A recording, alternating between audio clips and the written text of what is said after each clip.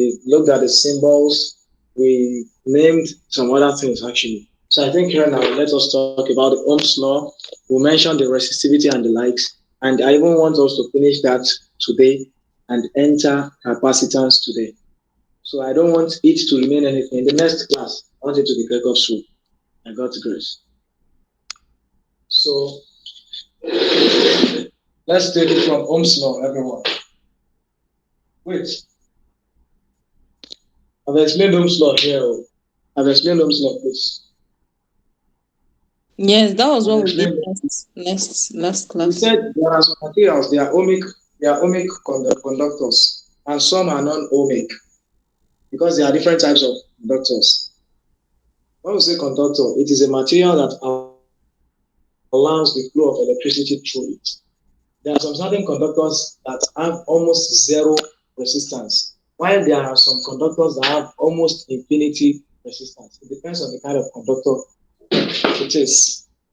Copper, as we all know, is the best, silver being the second. For those that have high resistance, like platinum, constantine. So we said we have some materials that do not obey Ohm's law. Gases can conduct electricity under a very low pressure and high voltage. Low pressure and very high voltage. Gases can conduct electricity at about 1 atm or 0.1 atm and 1000 volts. It can conduct electricity. Gas, ordinary gas. That is why we have all these cathode tube rays. So also we have what we call the diode. So there are some certain semiconductors like that too. So they conduct electricity, but they do not obey the Ohm's law. But all these conductors that are metallic, many of them, they all obey the Ohm's law. So we call them ohmic conductors. Ohmic conductors. Before I proceed, is there anyone that can tell me the unit of resistance here? The unit of resistance. I explained it in the last class. Anyone to tell me that? Ohms. Ohms. So now, Ohms. the material that we said is a conductor. The material itself has some properties. This is a wire. This is a copper wire. Would have one thing we call resistivity. And we have one thing we call conductivity. Resistivity is represented with O. Conductivity is represented with small letter of sigma. Resistivity is the ability of a conductor to resist flow of electric current, to oppose flow of electric current. That is resist activity, resistivity. Conductivity is conductability. So, or the conducting activity. The ability of the material to conduct electricity is conductivity. Electricity is resistivity. Just as the name implies, or the names imply. So now there are some certain things on which this resistivity depends. There are some certain things on which this conductivity depends. I'm only going to define resistivity and explain it with those things. Then you use the inverse of it to get that of conductivity. We said the resistance of a wire depends on temperature. For a ohmic conductor, the higher the temperature, the higher the resistance. But it's not true for non-ohmic conductors. That's not in the equation anyways.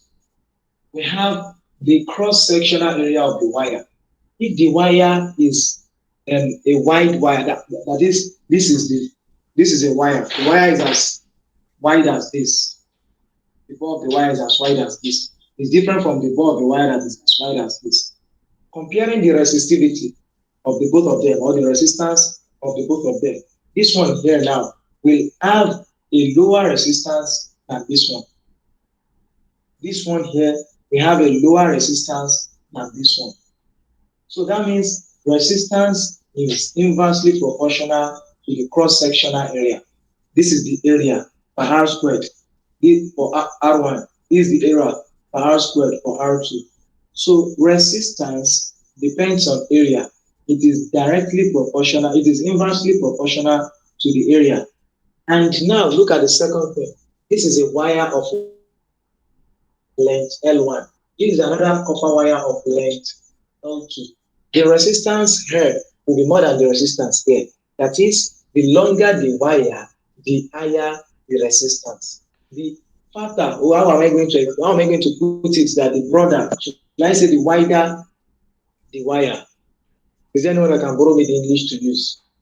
That you say the wider, if it's wide. So the wider the wire, the lower its resistance. Broad and narrow. The broader the wire, the resistance. And the narrower the wire, the higher the resistance. Now manage the English like that. So the longer the wire, the higher the resistance, and the shorter the wire, the lower the resistance. That is, resistance is directly proportional to the length of the wire. So combining this now, this is joint variation in mathematics. Combining this, we're going to have RA over L equals to the constant. The constant here now, because we used resistance, the constant here now is what we call resistivity. We call it resistivity. Am I making sense? I'm going to explain it again, just once more. We said the resistance of a wire is going to depend on the sectional area, the area of the wire. That is how broad the wire is. If the Abdullah, Abdullah. Oh. So if the wire is broad, then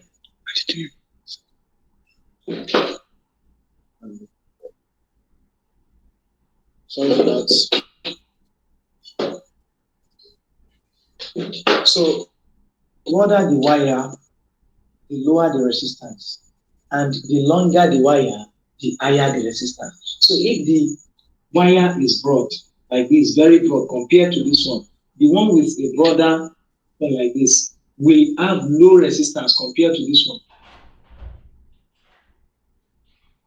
So, and the one that is long like this will have high resistance compared to this one. So now look at these two wires. You yourself should use the initiative. These two are, let's say these are the wires. This is the second wire. Which one of them is which one of them is having the higher resistance without giving any value? You know that resistance now is directly proportional to L inversely proportional to A. That is, the longer the wire, the higher the resistance.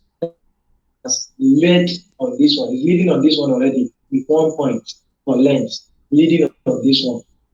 The resistance for length is making it to be more than this one. Let's see if this one is going to counterbalance it. Now we said the resistance increases when the area also when the area decreases, and the resistance decreases when the area increases. The area decreases there because this place is not bigger. This is the same size. So this place is not as big as this. So high area, large area means low resistance. Low area means high resistance. So with this,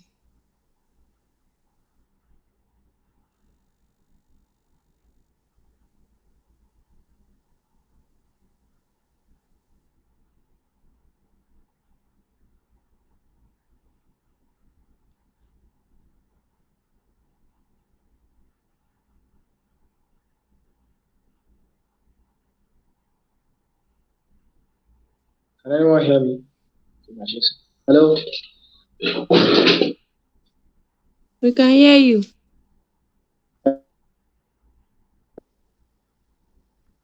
But I think the thing stopped talking for a moment. It waited for a moment, right? Yes, Yes. yes. So if you're not interested in all this, just cram this formula. RA over L is equal to rho. This is rho, RH of rho. So That is what we use to represent resistivity. Now, the interesting part is that conductivity can also be derived using the value inductance. We have something called inductance. When I state Ohm's law for my students, I use the in terms of things a few times ago. So Ohm's law could actually be stated in another way, where your constant will not be resistance. We call that thing conductance, G. When I say I, I'm using G as my constant. When I say V is that I'll be using R as my constant. That's what many people mix up. They mix it up extremely. So I don't want to confuse anyone. I'm just taking my stuff the way many people take it. Like, okay, you understand this way. So because of that too, I'm not going to be talking about this G here. I'll just tell you. If you're interested in it, ask me later. I'll just tell you that conductivity is the inverse of resistivity. That is the reciprocal of resistivity. Conductivity is 1 over resistivity. We said resistivity is Ra over L. So conductivity is 1 over rho. That is resistivity. Definitely, I think someone here should tell me conductivity in terms of Ra and L. What would be the formula for conductivity? Anyone?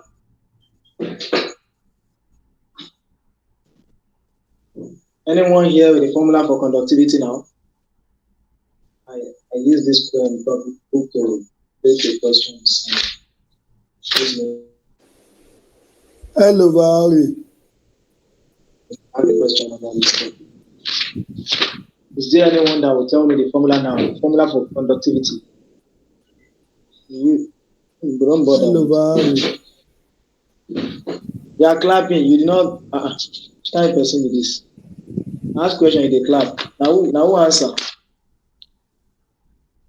Please, are you speaking, Mr. Benjamin? Are you talking, sir? I said L over RA. Exactly. Thank you very much. That's just it, everyone. It is 1 over this. That is 1 divided by resistivity. That is 1 over RA over L. That's 1 divided by RA over L. That is 1 times L over RA.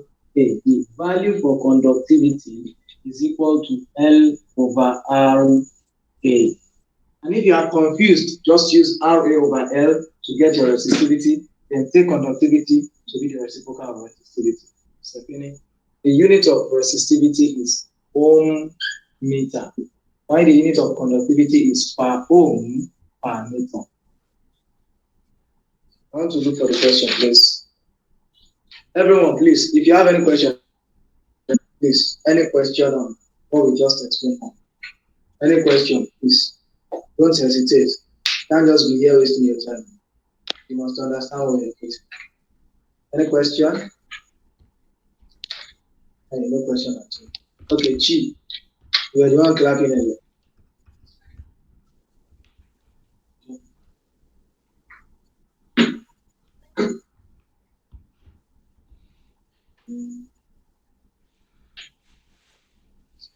Any question? Is it that everyone? Okay, everyone, did you understand it? It's funny, you're understanding things so fast today. Okay, I've seen. Please explain it again small. Hi, after asking 7 times, you didn't see anything there. Serious.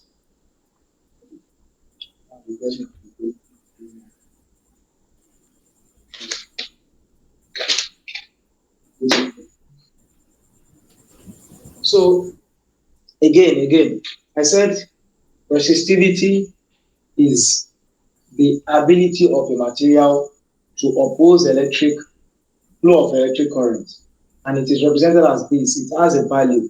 Resistance of a material depends on 4 things. They will ask you anywhere. Those are temperature, cross-sectional area, the nature of the material, and the length of the wire. That is what resistance depends on. So now, resistance, when the temperature increases for ohmic conductors, the resistance also increases.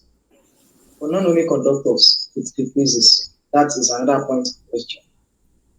So now we said when the cross-sectional area is high, then the resistance is low. When the length is long, the resistance is high. Just take it as resistance is directly proportional to L and inversely proportional to A. Resistance directly proportional to L and inversely proportional to A. That's it.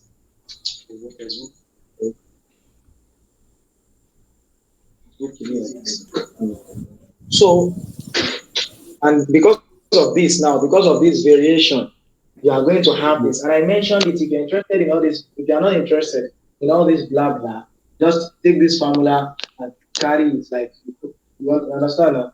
Put it inside the head.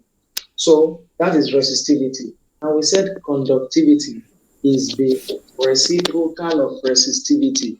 That means 1 all over resistivity. 1 all over resistivity. That is what we call conductivity. Conductivity is represented as this. This. So all these things, they have, depending on the topic you're talking on, they will have different values. Depending on it's here now, this is conductivity. This thing you are seeing here, it is known as density. This is the volume charge density inside the electric field, electrostatic. But this is talking about current electricity now. We're not talking about static electricity anymore. Current electricity is not representing area charge, volume charge density. It is representing resistivity. This one is not representing area charge density in this place. It is sigma. It is representing conductivity. Depending on how they use it, it doesn't mean anything. They are just alphabets, Greek alphabets, alpha, beta, omega, gamma, lambda, mu, sigma, all those things. They are just alpha, Greek alphabets. They use them for anything. Don't be confused. In this case, I'm not talking about the area charge density nor the volume charge density. We're talking of conductivity and resistivity. And this is the formula combining the both of them together. I'll take a question and ask my brother to get it. I might end up having a team access. Mr. Ebel, did you later pick something? Yes, I picked something. Yes, thank you.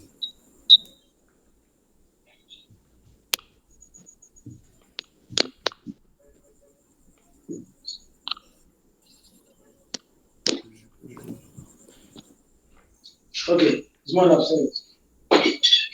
Sorry for that, everyone. So in case you put the formula down, R A over L, and you are screenshotting with that as well. The work is not a big work actually. So if you've known it now, don't feel too happy. And if you didn't know it, it's good to know it too.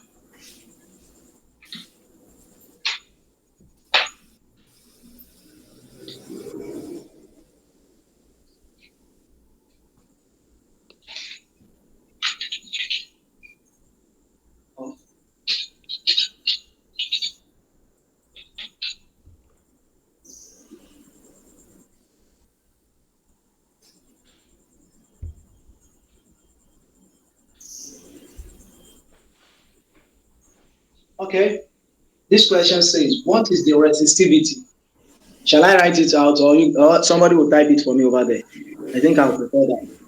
The person should type it for me, please. What is the resistivity of a cylindrical material? Prodigy. What is the resistivity of a cylindrical material? Cylindrical material wire. All of you can as well be writing in your notebook.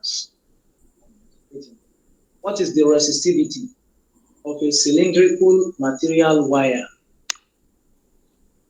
What is the resistivity of a cylindrical material wire whose length, WHOS, whose length has a resistance of 2 ohms?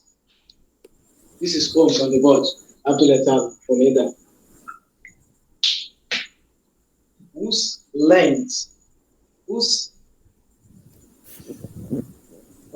whose 1 meter length, whose 1 meter length. What is the resistivity of a cylindrical material? What is the resistivity of a cylindrical material whose 1 meter length has a resistance of 2 ohms? Given the diameter of the wire is 0.5 millimeter. The diameter of the wire is 0.5 millimeter. What is the resistivity of a cylindrical material wire? A cylindrical material wire. So it's going to be like what we're using to, that's what a wire is before. Wire is a cylinder. So what is the resistivity of a cylindrical? What's the diameter of the wire? You are given the resistance to be 2 ohms, bro. Yes. What's the diameter of the wire? Okay. The diameter of the wire is 0.5 millimeter. Is there anyone that can tell me what they used to measure the diameter of this wire? What do you think the meter rule can do it? Anyone over here? Thank you, Cody. You can check it over here, anyone. So anyone for the question, for the answer, what do we use to measure the diameter of that wire? Anyone? What is the resistivity of a cylindrical material wire whose length? We said whose length is 1.0 meter. So length 1 meter. And has a resistance of 2 ohms. R equals 2 ohms. Okay? The diameter of the wire is 0.5 millimeters. Now you have to be hyper. No, you have to be normally sensitive. You don't need hyper. Just be okay. You have to calm down, otherwise you make mistakes up and down. So take the formula first. Resistivity is always equal to RA over length. What is R 2 ohms? A area. We have the area. No, instead it's a cylindrical wire. And we talk of the cross-sectional area. If you are having the cross-sectional area now, we all know what a section is. I'm sectioning this thing now. We all know what a section is. I'm going to have a circle from the section. So the formula for the area of a circle, anyone? Please speak it out straight away if you know it. Don't waste time. Area of a circle, please. Pi r square. Okay. So that's right. Pi r squared. But we are given the diameter. And it is pi r squared. R is radius. We all know that the diameter is 2 times the radius. Radius is half of the diameter. So we come here and divide the diameter by 2. So we have 5 times 0.5 times 10 raised to power minus 3. We change it units first. Diameter is 5 times 10 raised to power minus 4 meters. I changed it from 0.5 millimeters to meters. And I'm going to have 0.0005.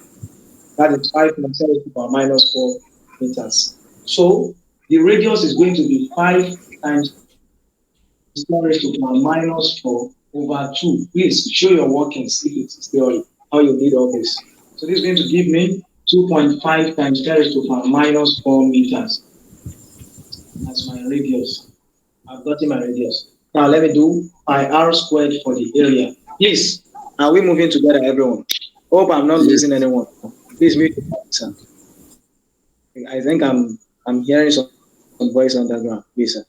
Mute your mic. Are we moving together, everyone? Yes, we're moving. Pi is 3.14 times r squared. That is 2.5 times 10 raised to power minus 4 squared.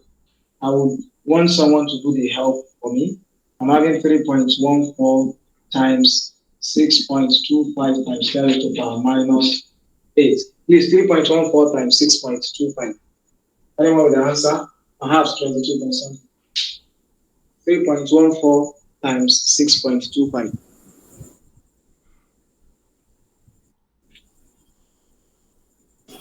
We're still looking Nineteen for the point area. six two five. Am I wrong? 19 points. 625. Six Okay. two five. I think I'm writing 19.6 Okay. times 10 raised to power minus 8. So that would be 1. Let's just use it this way. So let's come here now. We've gotten our area, meter squared. Very important. We've gotten our area. What else do we need? We need to find the resistivity of the material. R is what? 2 ohms. 2 times A, which is the area, gotten to be 19.63 or 1 point. Let's just use 1 decimal point. Let's use 2 decimal points. 1.96 times 10 raised to power minus 7 meters. So divided by Like length, 1 meter. 1 meter. So I have resistivity is going to be 2 times 1.96 times 10 raised to power minus 7. Anyone with the answer?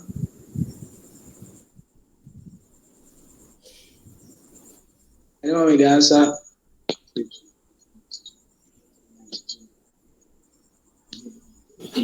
3.992 times 10 raised to You power got that? minus 7. 3.92 times 10 raised to power minus 7 ohm. That is the unit of resistivity. So with this, we've gotten the value of our own resistivity. And now you're asked to find the conductivity of the material after the resistivity. It is too simple, right? That will be reciprocal of this resistivity and everything is fine. Did Please, we what's make the sense, unit? everyone? What's the unit of that ohm? That Ohm row. meter, ohm meter, ohm meter. It is on the board. Ohm meter, ohm meter, ohm meter, ohm meter. That is the unit of resistivity, ohm meter. Okay. Resistivity, resistivity is defined as the resistance of the cross-sectional area per unit length. But we define it normally as the ability of the material to flow, of electricity to flow and to be opposed to a material. Okay, everyone, please let me know with your reaction. Did you understand this? Everyone, did you understand this? Is there anyone that is lagging behind? I want to move to the next thing. Please, that Have you 3.14, where do we get it? I want to ask if you understood again. And don't take me back, please. It's one thing I hate. When you ask, do you understand? No response. It hurts me very much.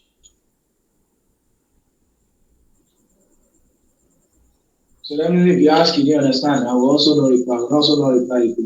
So is anyone that is very smart that will understand so fast? I don't look at the screen anymore.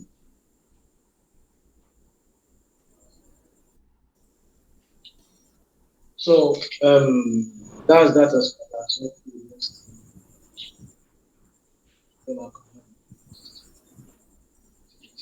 so the thing we should talk about now is the capacity.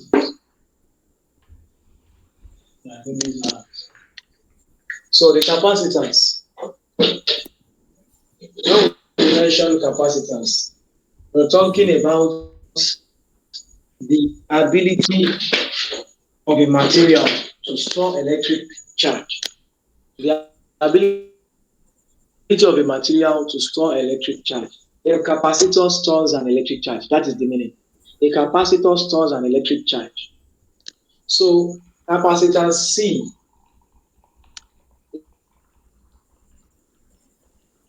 is the ability of a material.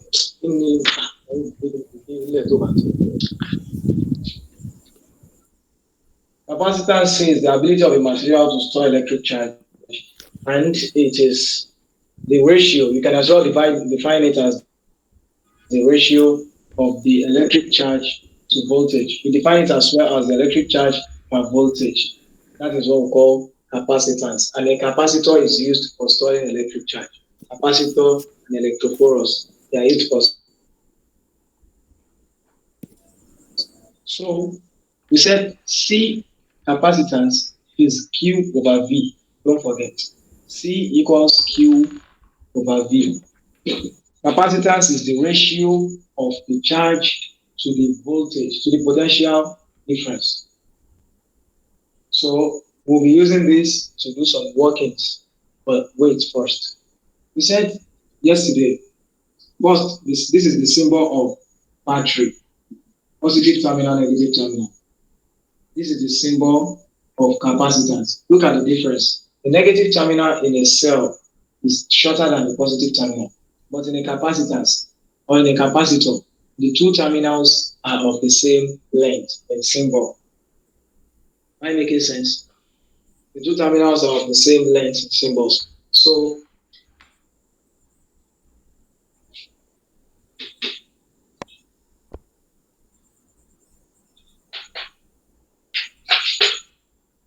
look at this now.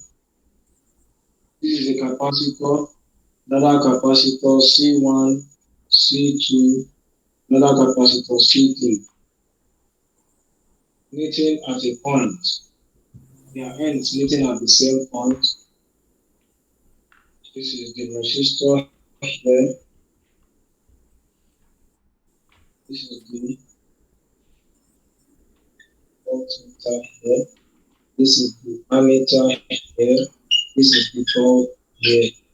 And here is the battery. And here is the key. Look at this now. Who's going to tell me? Are the capacitors stored? Are they connected in series or parallel? So the capacitors, are they connected to each other in series or in parallel? Parallel.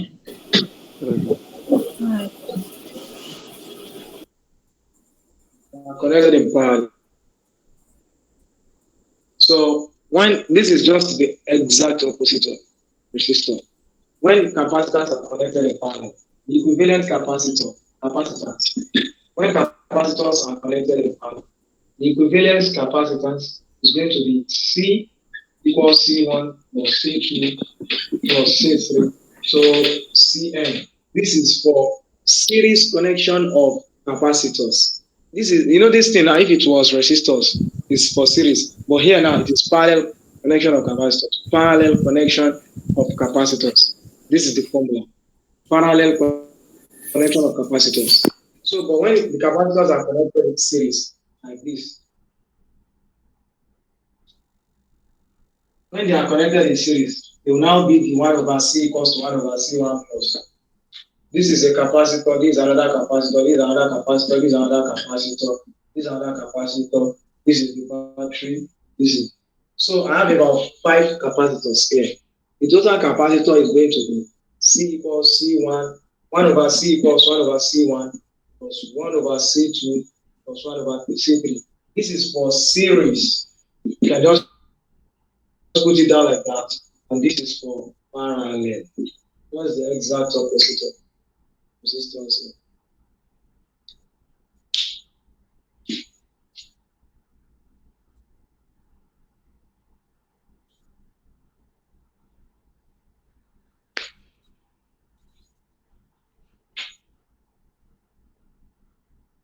So in a capacitor, we'll have a capacitor like this. We have types of capacitors. Okay, there's always the positive and the negative terminals we all know. We have the paper type capacitor. It will be a waxed paper. We have the electrolytic type. We have the Mica capacitor. We have the trimmer capacitor. There are 2 types of though. They are variable capacitor and fixed capacitor. Those we mentioned now, they are actually fixed. So positive terminal, negative terminal, they are separated with insulators. The positive and the negative terminal of the capacitor are separated by insulators. The insulator here now are separated by distance L. Distance L. These insulators themselves, they have their own permittivity. The insulator could be paper. That would be for paper capacitor. The insulator could be air when air is in the capacitor. The insulator could be vacuum. Vacuum contains nothing. Vacuum is not even a room that there is nothing.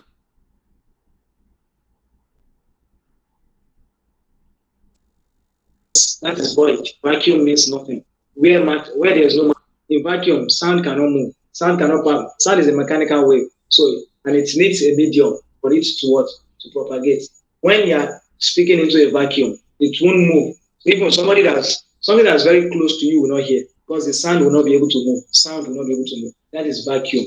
Vacuum contains nothing. It is vacuum that we call free space. It is the permittivity of vacuum that we've been using so far. That's 8.89 times 10 to the power minus 12 Coulomb square per Newton per meter squared.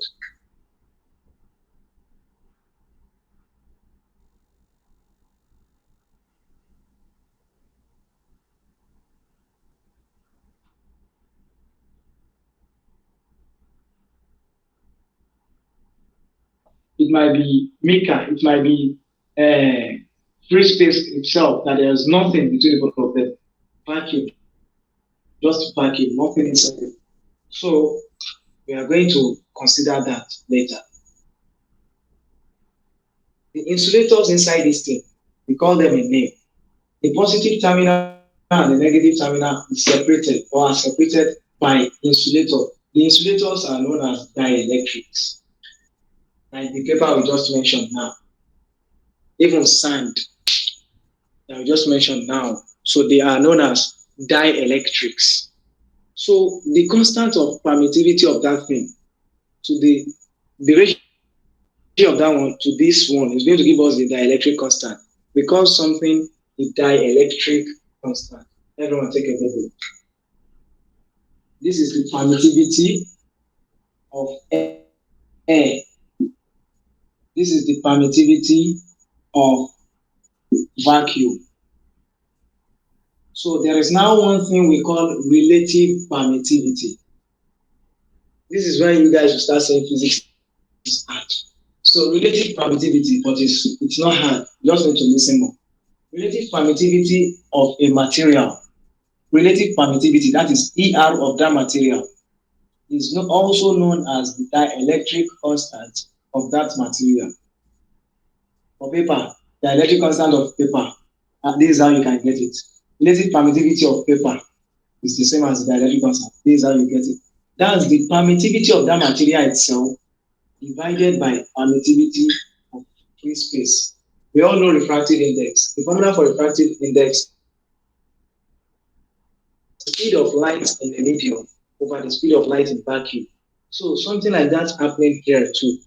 Relative permittivity is equal to the permittivity of a material is equal to the permittivity of that material, the original permittivity of that material, divided by the permittivity of free space. So when some calculations, they discovered that the permittivity of air, the relative permittivity of air, that is the dielectric constant of air. So if it was air that is in between these things, then epsilon r, that is the relative permittivity of air for air, is going to be 1.008. That's value for relative permittivity of air. Its own permittivity is close to permittivity of free space. Then we have 1.008 as the relative permittivity of air or the dielectric constant. You know the reason I'm taking time to explain this thing now. Again, relative permittivity or dielectric constant of a material is the ratio of the actual permittivity of that material to the permittivity of free space. You all know what permittivity of free space is. It's also known as vacuum permittivity. So look at what we are going to do now. I won't touch work done for the moment. Just be noting what I'm doing here.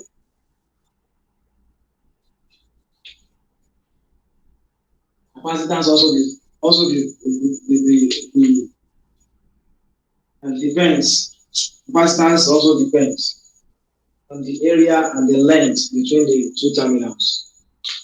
So capacitance times area over length times the Okay, yes. Capacitance times area over length is going to be the permittivity. Am I right? If the thing between them now, if the thing between them is vacuum, then it's going to be permittivity for vacuum. Let me quickly derive it. I'm not so sure. I have one that is for this over this. Relative permittivity is equal to this over this. For the substance for vacuum. What is C? C is A is N.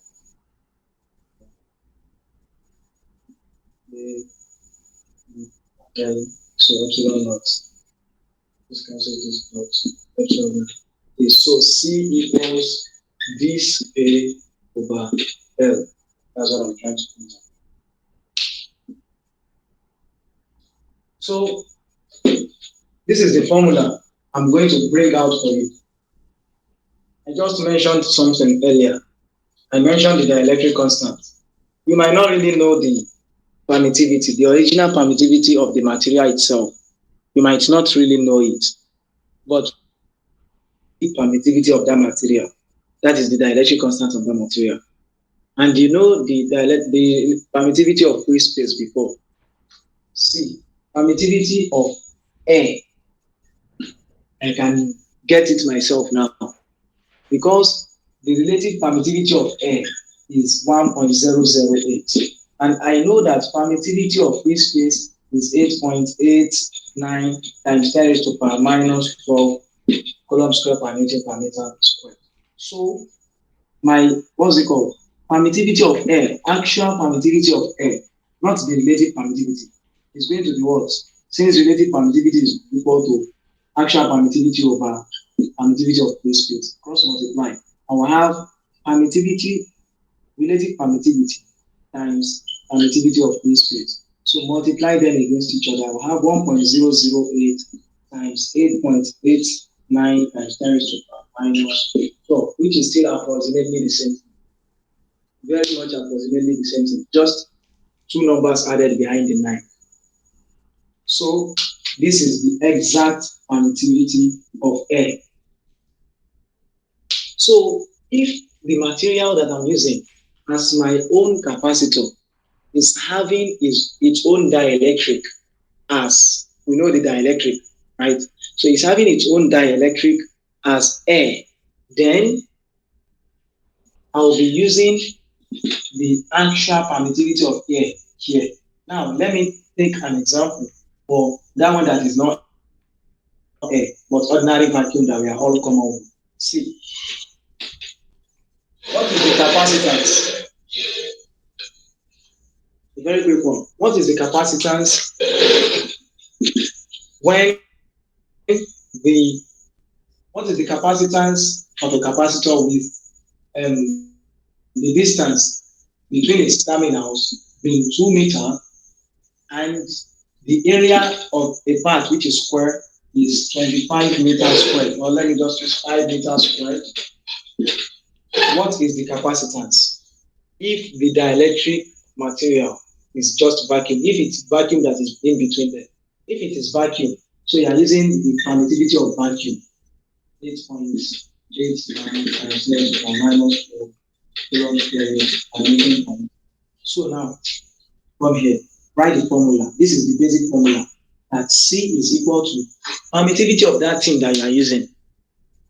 If I'm using air now, if it is vacuum that is in between it, it will be permittivity of vacuum times A over length.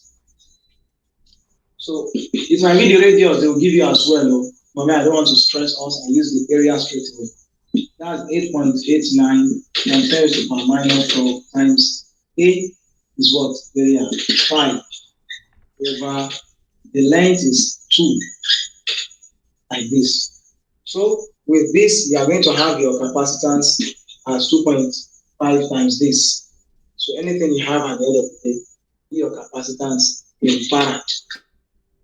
Farad, that is the unit of capacitance, named after Michael Faraday, in honor of Michael Faraday. Farad, that is the unit of capacitance, represented as capital letter F.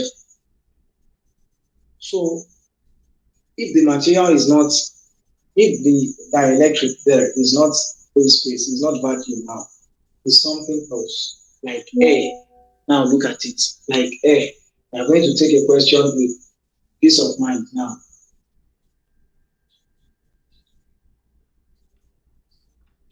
Just put this formula somewhere. C equals to epsilon A over N. It might be epsilon naught. It might be epsilon for air. It might be epsilon for paper, depending on the question. Let me search.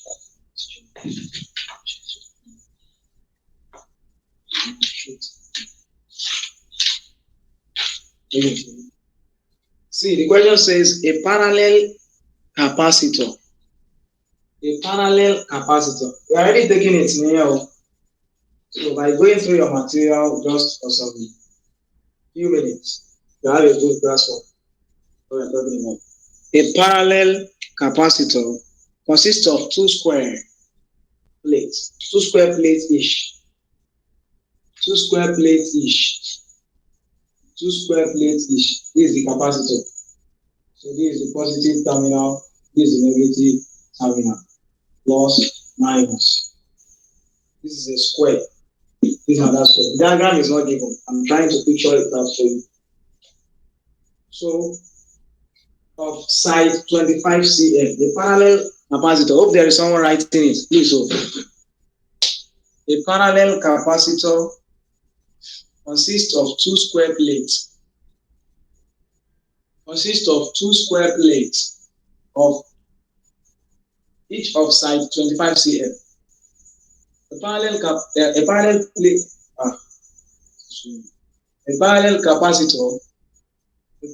capacitor consists of two square plates, each of side 25 cm, 3 millimeters apart. If a PD, that is the potential difference, if a potential difference of 200 volts is applied, potential difference of 200 volts is applied, calculate the charge on the plate with ES. Calculate, please, are you typing it? Hope I'm not just reading.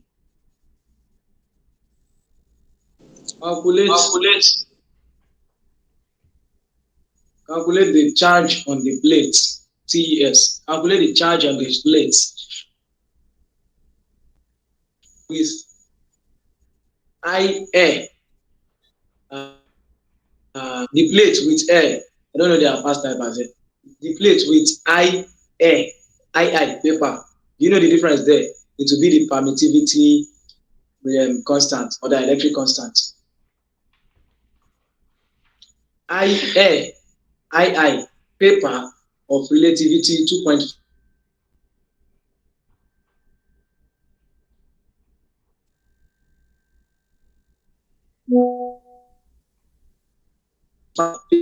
A parallel capacitor consists of two square plates, each of side 25 cm, 3.00 millimeters apart. If a potential difference of 200 volts is applied, calculate the charge on the plates with I air, paper of relative permittivity 2.5, filling the space between them.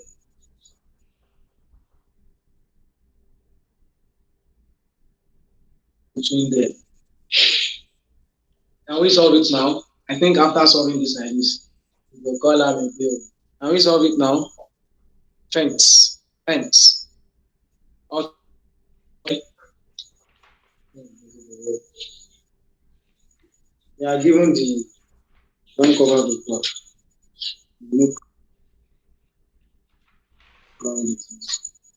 Okay. The parallel plate, parallel capacitor, each of side 25 cm. That will be useful for something. They said two square plates, each of side 25 cm. So that will be used to get the area. It is a square. The area of a square is length squared. That is length times length. And they gave us the length to be 25 cm. We have to convert it to meters. That will be 25 times 10 to the power minus 2 squared. That is what? 625. That's 6.25 times 10 to the power minus 2 meter. We've gotten the area meter square. We've gotten the area straight away. So we're given the distance between them. That is L. Let me use this one as S. So L is the distance between them. That is 3 millimeters apart. That's 3 times 10 to the power minus 3 meter. So they said if the potential difference of PD 200 volts is applied. So calculate the charge. Calculate the charge. So 200 volts is applied. Calculate the charge if it is for air. Calculate the charge. And they gave you the permittivity of free space to be 8.9 times 10 raised to the power minus 12 farad per meter. That is another unit for permittivity of free space. Farad per meter. So, if it is air, now look for it. Everyone, you have to be very attentive this time around. He said for I air, we are looking for the charge. We are not even looking for the capacitance. And the formula we know is for capacitance. C equals A permittivity over L. So how do you get charge? We know that capacitance is originally equal to